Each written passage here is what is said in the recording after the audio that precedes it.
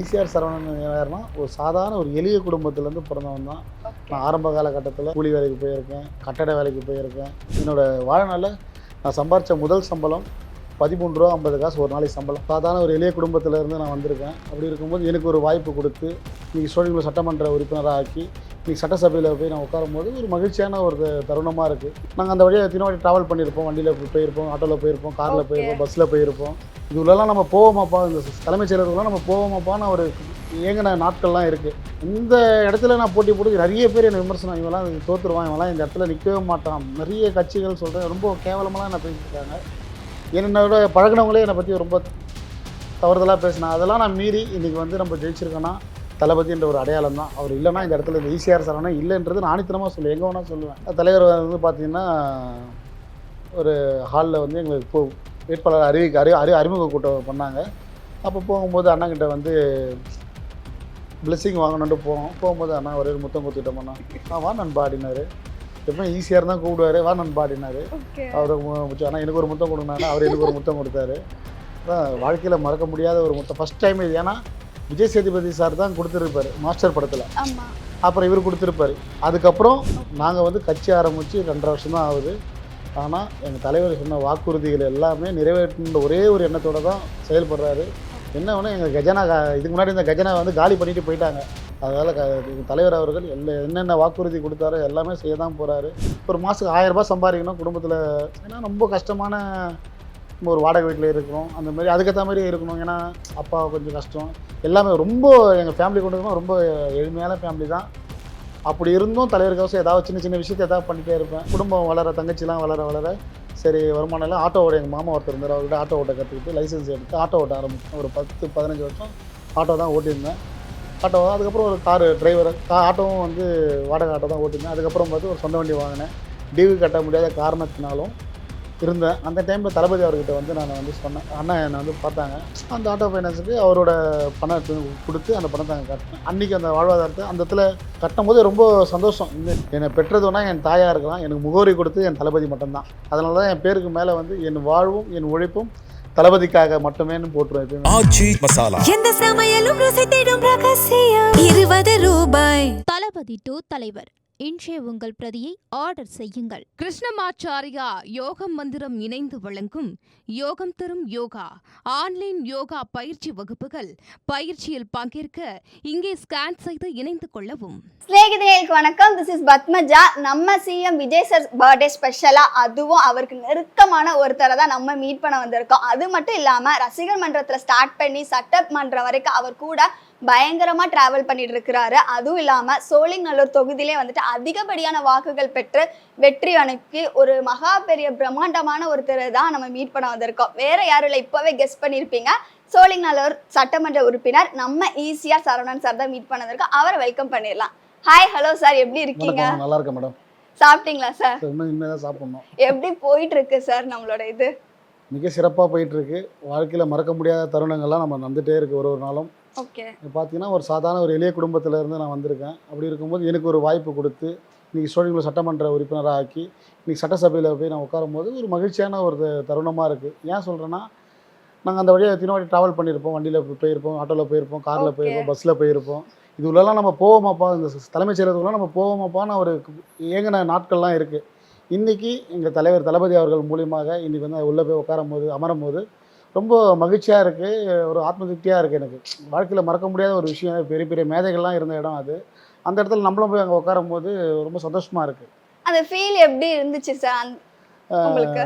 First வாட்டி நம்ம பதவி ஏற்கும்போது நாங்கள் வந்து ஈசிஆர் சரவணன் என்னும் நான் அப்படி சொல்லும் போது அந்த ஒரு தன்னை அறியாமல் கண்ணே கலங்குது நம்மளுக்கு. ஏன்னா நம்மளாம் அங்கே வருவோமான்னு எதிர்பார்த்த ஒரு நாள் உண்டு. ஆனால் இன்றைக்கி வந்து ஒரு தளபதிக்கு ஒரு உண்மையாகவும் உணர்வோடு நம்ம இது 31 வருஷம் நம்ம கஷ்டப்பட்டுறதுக்கு வீண் போல, நம்ம வந்து கரெக்டான நபர் கூட தான் இருக்கிறோம், தளபதி கூட தான் உண்மையாக இருக்கிறதுனால நம்ம இந்த இடத்துக்கு வந்திருக்கோம். அந்த உணர்ந்து அந்த இடத்துல அதை வாசிக்க சொல்ல அந்த விஷயத்தை உணர்ந்து. ஏன்னா பக்கத்து அருகிலே தலைவர் அவர் உட்காந்துருந்தாங்க.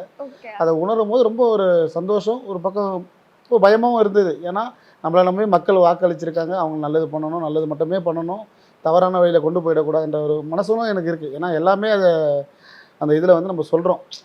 அப்படின்னும் ரொம்ப சந்தோஷம்தான். விஜய் சார் கிட்ட இதை பகிர்ந்துருக்கீங்களா? இந்த ஃபீலை வந்துட்டு அவர்கிட்ட சொல்லியிருக்கீங்களா? அண்ணன்கிட்டே சொன்னேன். ஆனால் ஒரு எளிய தொண்டனுக்கு இந்த வாய்ப்பு கொடுத்துருக்கீங்க, கொடுத்து நான் ஜெயிச்சிருக்கேன், எனக்கு ரொம்ப சந்தோஷமாக இருக்குன்னா வாழ்க்கையில் மறக்கவே முடியாதுன்னா இதுமாதிரி எதுவுமே இல்லை நண்பா, பார்த்துக்கலாம் நண்பா, அடுத்த தோளில் தட்டி கொடுத்துட்டு கடந்து போனார் எங்கள் அண்ணன். அதுதான் அவர் வந்து எப்பயுமே எங்களை வந்து ஊக்க வச்சுட்டே இருப்பார், எல்லா விஷயத்துலையும் எங்களை ஊக்க வச்சுட்டே இருப்பார். அந்த ஊக்கம் தான் இன்றைக்கி ஒரு சட்டமன்ற உறுப்பினராக ஆயிருக்கேன். தமிழ்நாட்டிலே பெரிய தொகுதி வேறு சோழிங்கநல்லூர் தொகுதி, அந்த தொகுதியில் ஜெயிக்கிறது பெரிய ஒரு கடினமான ஒரு விஷயமா இருந்தாலும் அதிக வாக்காளர்கள் கிட்டத்தட்ட பார்த்தீங்கன்னா 5.5 லட்சம் 6 லட்சம் வாக்காளர்கள் இருக்க இடம் இது. ஃபஸ்ட்டு வந்து மொத்தம் 7 லட்சம் வாக்காளர்கள் இருந்தாங்க. இந்த எஸ்ஐஆருக்கு அப்புறம் வந்து பார்த்தீங்கன்னா ஒரு 5.5 லட்சம் சம்திங் 6 லட்சம் அப்படி இருக்குது. இந்த இடத்துல நான் போட்டி போட்டு நிறைய பேர் என்னை விமர்சனம், இவெல்லாம் தோற்றுருவான், இவெல்லாம் இந்த இடத்துல நிற்கவே மாட்டான், நிறைய கட்சிகள் சொல்கிறேன் ரொம்ப கேவலமெல்லாம் என்ன பேசியிருக்காங்க. என்னோட பழகினவங்களே என்னை பற்றி ரொம்ப தவறுதலாக பேசினாங்க. அதெல்லாம் நான் மீறி இன்றைக்கி வந்து நம்ம ஜெயிச்சிருக்கோன்னா தளபதின்ற ஒரு அடையாளம் தான். அவர் இல்லைன்னா இந்த இடத்துல இந்த ஈசிஆர் சரவணா இல்லைன்றது நான் ஆணித்தனமாக சொல்லுவேன், எங்கே வேணால் சொல்லுவேன். அதை தவிர்த்து பார்த்தீங்கன்னா என்னோடய கழக தொண்டர்கள் ஒரு இடத்துக்கும் வேட்பாளரை அறிவித்தாங்க. அறிவிச்சும்போது நான் ஒரு இடத்துக்கு போகும்போது எந்த ஒரு எதிர்பார்ப்பும் இல்லாமல் தலைவர் முதலமைச்சர் ஆகணும், எங்கள் அண்ணன் வந்து எம்எல்ஏ ஆகணுன்ற ஒரே ஒரு அன்புனாலே பாசத்தினாலேயும் இன்றைக்கி நான் நாளைக்கு ஒரு இடத்துக்கு நான் போகிறேன்னு சொல்லிட்டா எல்லாமே ரெடியாக இருப்பாங்க. ஆனால் ₹1 அவங்களுக்கு இதுவரை பணமே கொடுக்கல. ஏன்னா அவங்களோட சொந்த செலவில், அவங்களோட சொந்த முயற்சியில் ஒரு நாள் வேலைக்கு போனால் தான் அவங்களோட சம்பளம். என் கூட இருக்கவங்க எல்லாருமே நீங்கள் பார்த்தீங்கன்னா நான் எப்படி ஒரு எளிய தொண்டனா என்னை விட எளிய தொண்டர்கள் தான் அவங்களும் இருப்பாங்க. ஒரு ஆட்டோ ஓட்டுறவங்க, ஒரு பெயிண்ட் வேலைக்கு வீட்டு வேலைக்கு போகிறவங்க, ஸ்கூலில் வேலை ஒர்க் பண்ணுறவங்க, இங்கே பெருக்கிற வேலை, இந்த மாதிரி விஷயம்லாம் அவங்க ஒர்க் பண்ணும்போது அவங்கள இந்த ஒரு நாள் சம்பளத்தை வச்சுட்டு எனக்கு ஒரு உதவி பண்ணணும்னு ஆசைப்பட்டு அந்த ஊருக்கு போக ஒரு வரவேற்பு கொடுக்குறதா இருக்கட்டும், ஒரு மாலை போடுறதா இருக்கட்டும், ஒரு ஷால்வை போடுறதா இருக்கட்டும், இந்த மாதிரி விஷயம்லாம் என்னை வந்து ஒரு அன்போடு நம்ம குடும்பத்தில் ஒருத்தராக என்னை அரவணைச்சி ஒரு 15 நாள் பிரச்சாரத்துக்கும் போது எல்லாருமே எல்லா இடத்துலையும் நல்லா அதிக வரவேற்பு இருந்தது. அந்த வரவேற்பு தான் எனக்கு ஒரு மிகப்பெரிய ஒரு வெற்றியை தேடி தந்தது. அது மட்டும் இல்லாமல் நான் போகிற இடம் எல்லாமே பொதுமக்கள், இவங்க வந்து அந்த கட்சி தொண்டர்கள், இவங்க ஒரு வரவேற்பு கொடுத்தாங்கன்னா ஒரு அர்த்தம் உண்டு, சரி அண்ணன் நம்ம நிற்கிறாங்கன்னு ஒரு அர்த்தம் உண்டு. ஆனால் பொதுமக்கள் போகிற இடம்லாம் நான் போய் ஒரு வீட்டுக்கு போய் ஓட்டு கேட்க ஒரு ஹேண்ட் பீட்டு கொடுக்குறேன்னு வச்சிங்களேன், அவங்க விசிலை வச்சுன்னு ஆனால் நாங்கள் அண்ணனுக்கு தானே ஓட்டு போகிறோம், நீங்கள் போங்க நாடின்றாங்க. ஒன்றரை இடத்துக்கு போனான்னா எங்கள் வீட்டில் 45 ஓட்டு இருக்குது, எல்லா ஓட்டும் உங்களுக்கு தானே, நீங்கள் ஏன்னா பிரச்சாரத்துக்கு வந்து நீங்கள் போகணும். இப்படி ஒரு அரவணைப்பு அன்பும் பாசமும் பயங்கரமாக இருந்தது இந்த சோழிங்கநல்லூர் தொகுதி ஃபுல்லாகவே. அதனாலேயே இந்த சோழிங்கநல்லூர் தொகுதி வந்து நான் இப்போ எப்பயுமே நான் வந்து இந்த சோழிங்கநல்லூர் வந்து பார்த்தீங்கன்னா கண்ணகி நகர், செம்மஞ்சேரி, பெரும்பாக்கம், இந்த பெத்தல் நகர், கல்லுக்குட்டை, இந்த மாதிரி ஏரியாவெல்லாம் அதிகமாக கவனம் செலுத்துவேன். ஏன்னா அங்கே ரொம்ப கஷ்டமான சூழ்நிலை மக்கள் இருக்காங்க, இவ்வளோ நாளாக இருந்துட்டு தான் இருக்காங்க. இருந்தாலும் நம்மளால் முடிஞ்ச ஒரு விஷயத்தை மாற்றி காட்டணும், சூழ்நிலை மாற்றுவோம்ன்ற ஒரு டைட்டில் வச்சு கண்டிப்பாக மாற்றுவோன்றது உணர்வுபூர்வமாக இருக்குது. அந்த இடத்துல நம்ம மாற்றுவோன்ற ஒரு நம்பிக்கையோடு இருக்கிறேன். தலைவரோட அறிவுறுத்தல் படியும் கண்டிப்பாக நடக்கும். பெண்களோட சப்போர்ட் உங்களுக்கு ரொம்ப அதிகமா இருக்குதுன்னு நினைக்கிறேன் சார். இந்த தொகுதியில பார்க்கும்போது நீங்க வந்துட்டு ஒவ்வொரு ஜனங்கத்தையும் ஓட்டு கேட்கும் போதே நாங்க பார்த்துருந்தோம். அவங்களோட சப்போர்ட் உங்களுக்கு எப்படி இருக்குது, ஃபீல் பண்றீங்களா? அதெல்லாமே வந்துட்டு அதான் கூட பிறக்காத சகோதரிகள், அக்கா, தங்கச்சி எல்லாருமே வந்து பார்த்தீங்கன்னா ரொம்ப அதான் சொல்கிறேன்னே, காலையில் வந்துடுவாங்க, 7 மணிக்கெலாம் வந்துடுவாங்க. அவங்களுக்குன்னு ஒரு ஸ்கூல் போகிறது பசங்க இருப்பாங்க. அதே கரெக்டாக ஸ்கூல் லீவுன்றதுனால கொஞ்சம் பிரச்சனை. அதே ஸ்கூலுக்கு ஒர்க்கிங்கில் இருந்தால் கொஞ்சம் கஷ்டமாக இருக்கும். இருந்தாலும் அவங்க ஹஸ்பண்டுக்கு சாப்பாடு கட்டி தரணும், இந்த மாதிரி விஷயம்லாம் இருந்தாலும் அதெல்லாம் தவிர்த்துட்டு நம்மளுக்கோசம் வந்து ஒர்க் பண்ணாங்க, நம்பிக்கையோடு வந்து ஒர்க் பண்ணாங்க. அந்த நம்பிக்கை எப்பவுமே வீண் போகாதுன்றது நான் ஆணித்தனமாக சொல்லுவேன். நான் இப்போ வந்துட்டு நீங்கள் வந்துட்டு விஜய் சார் வந்துட்டு ஓட்டுக்கு முன்னாடி ஒன்று சொல்லியிருப்பாங்க, ஓட்டு வின் பண்ணிவிட்டு நீங்கள் அவரை மீட் பண்ண போயிருப்பீங்க. ஸோ அப்போ உங்ககிட்ட என்ன ஷேர் பண்ணாங்க சார்? இப்போ நீங்கள் இந்த தொகுதி வேட்பாளராக அறிவிக்கும் போது நேர்காணல் வச்சாங்க, தலைவர் அவர்கள் வச்சாங்க. 1 to 1 உட்காரோம், அண்ணன் கூட உட்காரோம். நாங்கள் 2 பேரும் 2 தொகுதியில் இருக்கவங்க நேருக்கு நேர உட்காரும் போது அண்ணங்கிட்ட ஒருத்தர் அம்பத்தூர் பாலமுருகன் நண்பர் ஒருத்தர் இருக்கார். அவர் வந்து சார் நல்லபடியாக ஜெயிச்சு வாப்பான்னு சொன்னார். இப்போ உணர்த்து என்ன நான் வந்து உட்காரும் போது, என்னப்பா தமிழ்நாட்டிலே பெரிய தொகுதியாச்சு ஜெயிச்சிருவியா? நான் ஜெயிச்சுட்டு வரேண்ணா, ஏன்னா நான் ஜெயிச்சுட்டு வரேண்ணா அப்படின்ட்டு எங்கள் அண்ணன்ட்ட உரிமையாக சொன்னேன். ஏன்னா இல்லை நிறைய பேர் சொல்கிறாங்க பெரிய தொகுதின்றாங்க, ஜெயிச்சுட்டு வரேன். கண்டிப்பாக ஜெயிச்சுட்டு வந்து அந்த சர்டிஃபிகேட் உங்கள்கிட்ட கொடுக்குறேன்னா சொல்லிட்டு வந்தேன். அதுக்கப்புறம் மறுநாள் வந்து எங்கள் பொதுச் செயலாளர் இப்போ அமைச்சராக இருக்கார் எங்கள் ஆனந்தண்ணன் அவர்களும், அவர் தான் எங்கள் வழி நடத்துறது, எல்லா விஷயமும் எங்களை வழி நடத்துறது அவர் தான். அவரை போய் சந்தித்து ஒரு லெட்டர் ஒன்று வாங்கினேன் அவர்கிட்ட. போகும்போது சொன்னார், என்னப்பா தலைவர் ஒன்று நம்பி கொடுத்துருக்காரு, கண்டிப்பாக ஜெயிச்சு வரணுன்னு கட்டி பிடிச்சி அவரை, அண்ணன் கண்டிப்பாக நான் ஜெயிச்சு வருவேன், ஜெயிச்சுட்டு வந்து உங்களை பார்க்குறேன்னு சொல்லிட்டு வந்தேன். அந்த நம்பிக்கை 2 பேருக்கு அந்த நம்பிக்கை கொடுத்தேன். அந்த நம்பிக்கை வீண் போகலை. தமிழ்நாட்டிலேயே அதிக வாக்குகள் வாங்கினது நான் தான். தமிழ்நாட்டிலேயே அதிக வாக்கு வித்தியாசத்துக்கு 2வது இடத்துல நான் வந்திருக்கேன். அதுக்கப்புறம் தமிழக வெற்றி கழகத்தில் அதிக வாக்கு வாங்கினது நான் தான், வாக்கு வித்தியாசம் நான் தான். 2வது வந்து பார்த்தீங்கன்னா அதிக வாக்கு வித்தியாசம் ஜெயிக்க வேண்டிய விஷயம் எடப்பாடி ஐயா அவர்களும் எடப்பாடியில் நின்றுந்தாங்க. அங்கே நம்ம தாவேக்கா நிர்வாகிகள் வந்து நிற்கலை. அதனால் வந்து அந்த இடத்துல விசில் சின்னத்தில் நமக்கு ஓட்டு போடுறதுக்கான வாய்ப்பு இல்லை. அதெல்லாம் டிவி போட்டி சின்னத்தில் வந்து அங்கே ஓட்டு போட்டதுனால அவர் முதல் இடத்துல வந்துட்டார். அதுவும் 200 ஓட்டு டிஃப்ரெண்ட் தான் எனக்கும் அவருக்கும். சரிங்களா, அங்கேயே விசில் சின்னத்தில் வச்சு நான் தான் தமிழ்நாட்டிலே நம்பர் 1 இருந்திருப்பேன். அதுவும் எங்கள் தளபதி ஒரு மூலியமாக நான் தான் நம்பர் 1 வரலாற்றில் இது ஒரு இடம் பிடிச்சிருக்கும். கண்டிப்பாக சார். எனக்கு ஃபஸ்ட்டு எடுத்தோடனே உங்ககிட்ட வந்துட்டு இந்த ஒரு கேள்வி கேட்கணும்னு இருந்தேன் சார். எப்படி சார் அந்த ஃபோட்டோவில் வந்துட்டு பார்க்கும்போது எங்களுக்கே அழகாக இருந்துச்சு உங்கள் மூமெண்ட், அங்கே உள்ள எப்படி ஃபீல் பண்ணீங்க அந்த இதை? தலைவர் வந்து பார்த்தீங்கன்னா ஒரு ஹாலில் வந்து எங்களுக்கு வேட்பாளர் அறிமுக கூட்டம் பண்ணாங்க. ஓகே. 234 பேர் அறிமுக கூட்டம் பண்ணாங்க. பாண்டிச்சேரி ப்ளஸ் தமிழ்நாட்டில் இருக்க எல்லோரும் அறிமுக கூட்டம் பண்ணாங்க. அப்போ போகும்போது அண்ணாங்கிட்ட வந்து பிளெஸ்ஸிங் வாங்கணுன்ட்டு போகும்போது அண்ணா ஒரே ஒரு முத்தம் கொடுத்துட்டோம்ண்ணா. வா நண்பா அப்படின்னாரு. எப்போ ஈஸியாக இருந்தால் கூப்பிடுவார், வா நண்பா அப்படின்னாரு. அவர் அண்ணா எனக்கு ஒரு முத்தம் கொடுங்கண்ணா, அவர் எனக்கு ஒரு முத்தம் கொடுத்தாரு. அதான் வாழ்க்கையில் மறக்க முடியாத ஒரு முத்தம். ஃபஸ்ட் டைம் இது. ஏன்னா விஜய் சேதுபதி சார் தான் கொடுத்துருப்பாரு மாஸ்டர் படத்தில். ஆமாம். அப்புறம் இவர் கொடுத்துருப்பாரு. அதுக்கப்புறம் ரீக்ரியேட் பண்ணது நீங்கள். அதுக்கப்புறம் நான் தான். அதுக்கப்புறம் வந்து பார்த்தீங்கன்னா எங்கள் தொண்டர்கள்லாம் நிறைய பேர் கூட அந்த முத்தத்தை வாங்கிட்டாங்க. ரொம்ப ஹாப்பி அது. ஓகே. தளபதி விஜய்ன்னு சொன்னால் உங்களுக்கு ஞாபகத்துக்கு வர்றது என்னது சார்? அவரோட பொறுமை தான். அவரோட பொறுமை தான் இந்த இடத்துல வந்து அவர் உட்கார வச்சிருக்கு. அவருக்கு இப்போ வராத துன்பங்களும் கிடையாது, பிரச்சனைகளும் கிடையாது. எல்லாத்தையும் இப்போ திரை உலகத்துலேயும் சரி, கட்சியிலையும் சரி, பல பிரச்சனைகள் எல்லாத்தையும் மீறி மக்களை நம்பினார், மக்களை நம்பினார். கைவிடப்படமான்னு சொல்லுவாங்க. அந்த மக்களை நம்பினதுக்கு இன்றைக்கி ஒரு தமிழ்நாடு ஒரு முதலமைச்சராக திரு ஜோசப் விஜய் எனும் நான் என்ற சட்டசபையில் உட்காந்துட்ருக்காரு.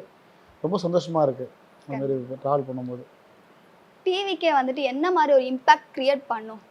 இந்த பாலிடிக்ஸ் வந்துட்டு என்ன மாதிரி இது இருக்கும்? நீங்கள் பார்த்தீங்கன்னா டிவிகே உண்மையிலே டிவிகேன்றது அரசியலுக்கு முன்னாடி எப்படி இருந்தாங்களோ தெரியாது. நாங்கள் வந்து கட்சி ஆரம்பித்து 2.5 வருஷம் தான் ஆகுது. ஆனால் எங்கள் தலைவர் சொன்ன வாக்குறுதிகள் எல்லாமே நிறைவேற்றுன்ற ஒரே ஒரு எண்ணத்தோடு தான் செயல்படுறாரு. என்ன ஒன்று எங்கள் கஜனா இதுக்கு முன்னாடி இந்த கஜனா வந்து காலி பண்ணிட்டு போயிட்டாங்க. அதனால் அந்த கஜனா உருவாக்கி அதுக்கான ஃபண்டை ரெடி பண்ணி மக்களுக்கு சொன்ன எல்லா விஷயத்தையும் நாங்கள் செய்யணுன்ற ஒரு எண்ணத்தோடு தான் நாங்கள் இருக்கிறோம். அதனால் எங்கள் தலைவர் அவர்கள் என்னென்ன வாக்குறுதி கொடுத்தாரோ எல்லாமே செய்ய தான் போகிறாரு. ஏன்னா இப்போ கடந்த ஆட்சியில் வந்து பார்த்திங்கன்னா 1000 ரூபா ஒரு வீட்டுக்கு கொடுத்தாங்க. அதை வந்து பார்த்திங்கன்னா 2.25 வருஷம் கழிச்சு அந்த 1000 ரூபாய் போச்சு. ஆட்சிக்கு வந்த உடனே அவங்களும் கொடுக்கல. 2.25 வருஷம் கழிச்சு அந்த 1000 ரூபா கொடுத்தாங்க. நாங்களும் கண்டிப்பாக தந்துடுவோம். ஆனால் தராமல் இருக்க மாட்டோம். அவர் சொன்ன வாக்குறுதி ஒரு விஷயத்தையும் நான் கண்டிப்பாக பண்ண தான் போகிறோம். மக்கள் பார்க்க தான் போகிறாங்க. ஒரு சில பேர் தேவையில்லாத வார்த்தைகளை நம்ம உண்மையான பொதுமக்கள் கிடையாது. ஒரு சில பேர் மாற்று கட்சியினர் அவங்களே செட் பண்ணிவிட்டு இந்த மாதிரி பேசுங்க, இந்த மாதிரி டிவியில் பேசுங்க, மீடியாவில் பேசுங்க சொல்லி ஒரு கேமை வந்து இது ஒரு மாதிரியா ட்ரை பண்ணுறாங்க. ஆனால் அது எதுவுமே நடக்காது. அதனால் இன்றைக்கி இருக்கிற சூழ்நிலைக்கு எல்லாமே வந்து தலைவரோட பாணி வந்து வேறு மாதிரி இருக்கும். பார்க்க தான் போகிறாங்க இனி வர காலங்களில் எல்லாருமே. கண்டிப்பாக. இப்போ வந்துட்டு சிஎம் சாருக்கு ஃபர்ஸ்ட் பர்த்டே சிஎம் ஆகி வருது இல்லையா?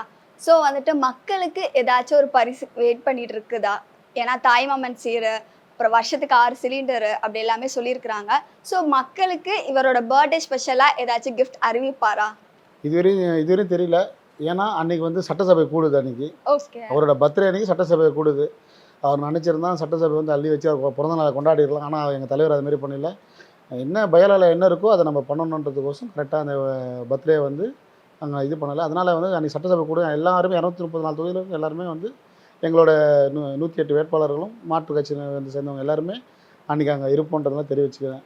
அதை தவிர்த்து நாங்கள் வந்து ரசிகர் மன்ற காலத்துலேருந்து தலைவரோட பிறந்தநாள் வந்து பார்த்தா மிக சிறப்பாக கொண்டாடிட்டே இருப்போம்.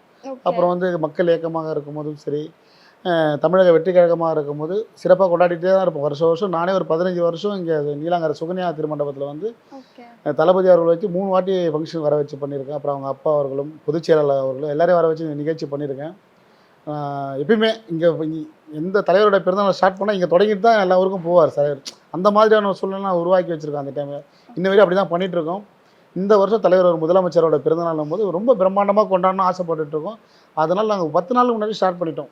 10 நாள் முன்னாடி ஸ்டார்ட் பண்ணி தொடர்ந்து எங்களால் முடிஞ்ச அளவுக்கு நலத்திட்ட உதவிகள், பொதுக்கூட்டங்கள்லாம் போட்டு அங்கே நலத்திட்ட உதவி தலைவரோட கொள்கையை வெளிப்படுத்தி பொதுக்கூட்டங்கள் போட்டுறது, நலத்திட்ட உதவி கொடுத்து ஒரு பொதுக்கூட்டம் போட்டால் ஒரு 1000 பேர் நலத்திட்ட உதவி கொடுத்துருவோம். ஒரு ஹாட் பாக்ஸாக இருக்கட்டும், புடவையாக இருக்கட்டும், அரிசியாக இருக்கட்டும், அப்புறம் தையல் மிஷினாக இருக்கட்டும், விதவை பெண்களுக்கு தையல் மிஷினாக இருக்கட்டும், இந்த மாதிரி விஷயம் இந்த வாரத்தில் கிட்டத்தட்ட ஒரு 25 தையல் மிஷின் கொடுத்துருக்கோம். கணவனால் கைவிடப்பட்டவர்களுக்கு. ஏன்னா அவங்களுக்கு கணவர் இல்லைன்னா அவங்களுக்கு வாழ்வாதாரம் இல்லைன்றதுனால அவங்களுக்கு ஒரு ட்ரைனிங் மாதிரி கொடுத்து அவங்களுக்கு தையல் மிஷின் கொடுத்து அவங்க வாழ்வாதாரத்தை அவங்க வந்து முன்னுக்கு வந்துடுவாங்க. தையல் மிஷின் ரேட் இன்னும் 15,000 ரூபாய் தான். ஆனால் அந்த 15,000 ரூபாய் இல்லைன்ற சூழ்நிலை போது நம்ம அந்த விஷயத்தை பண்ணிவிட்டு அவங்களுக்கு பண்ணும்போது ரொம்ப கொஞ்சம் மகிழ்ச்சியாக இருக்கும். அந்த விஷயத்தில் வந்து ரொம்ப மகிழ்ச்சியாக இருக்கும்.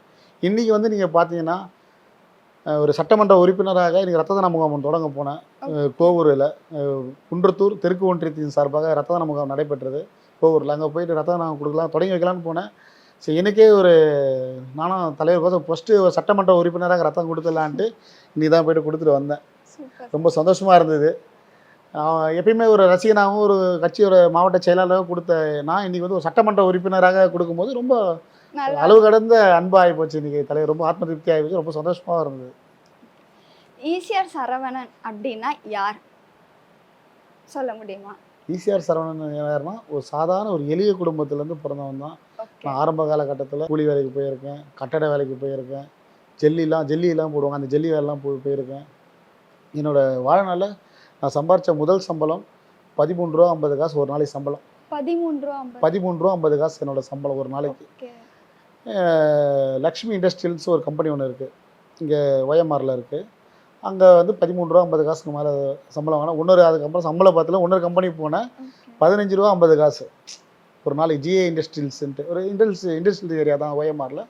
வேலைக்கு போகிற மாதம் ஒரு 350 ரூபா அது மாதிரி தான் வரும். ஓவர் டைம்லாம் பார்த்து காலை 6 to 10 3 ஷிஃப்ட்டு பார்ப்பேன். 6 to 2, 2 to 6 அடி 3 ஷிஃப்ட்டாக பார்ப்பேன் நான். அப்படி பார்க்கும்போது எனக்கு வந்து ஒரு மாதத்துக்கு 1000 ரூபாய் சம்பாதிக்கணும் குடும்பத்தில்.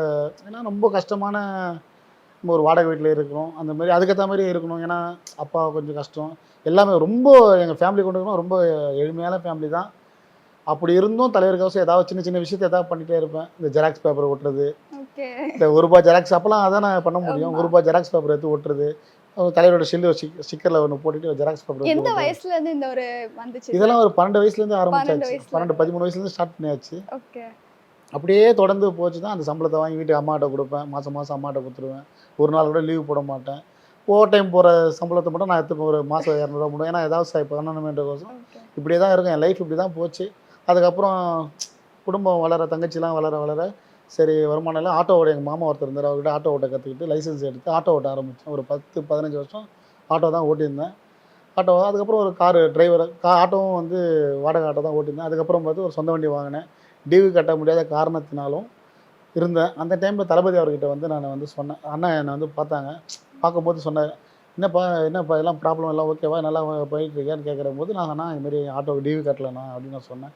இந்த விஷயத்தை இதுவரை எந்த ஒரு மீடியாவில் நான் சொன்னதில்லை, ஃபஸ்ட்டு மீடியா கூட தான் சொல்கிறேன்.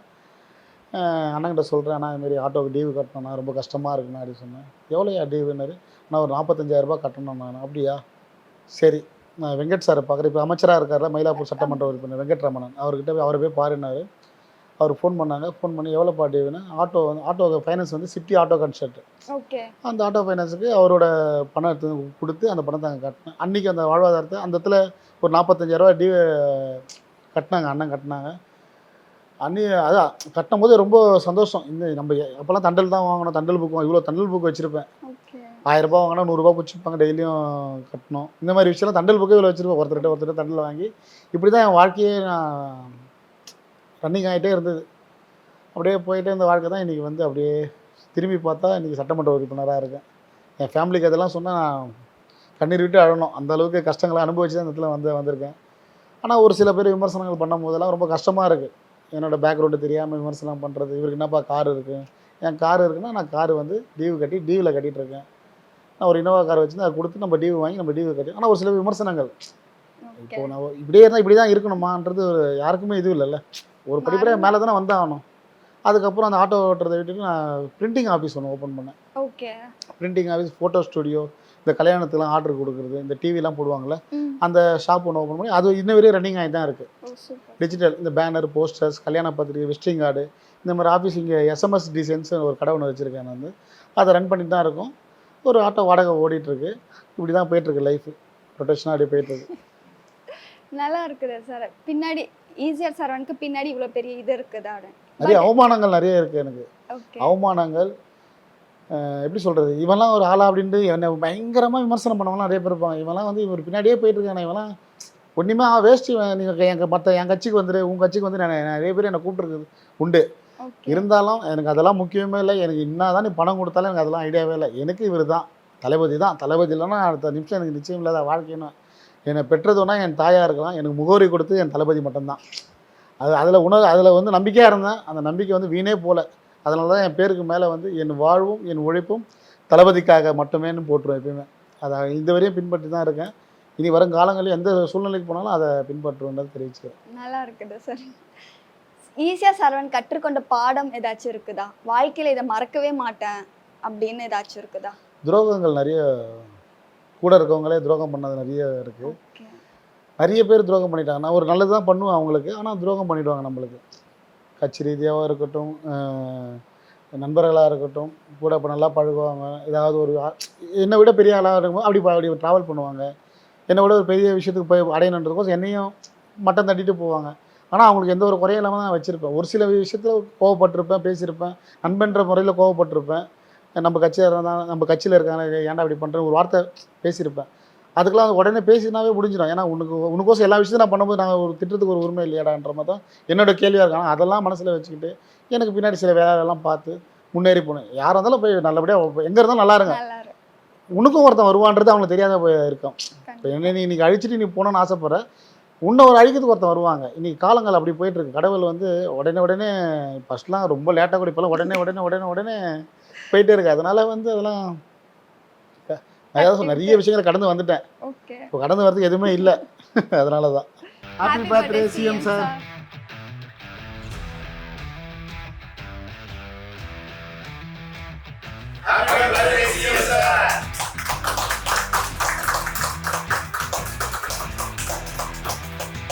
ஆச்சி மசாலா எந்த சமையலும் ருசி தேடும் ரகசியம் 20 ரூபாய். தளபதி டு தலைவர் இன்றைய உங்கள் பிரதியை ஆர்டர் செய்யுங்கள். கிருஷ்ணமாச்சாரியா யோகம் மந்திரம் இணைந்து வழங்கும் யோகம் தரும் யோகா ஆன்லைன் யோகா பயிற்சி வகுப்புகள். பயிற்சியில் பங்கேற்க இங்கே ஸ்கேன் செய்து இணைந்து கொள்ளவும்.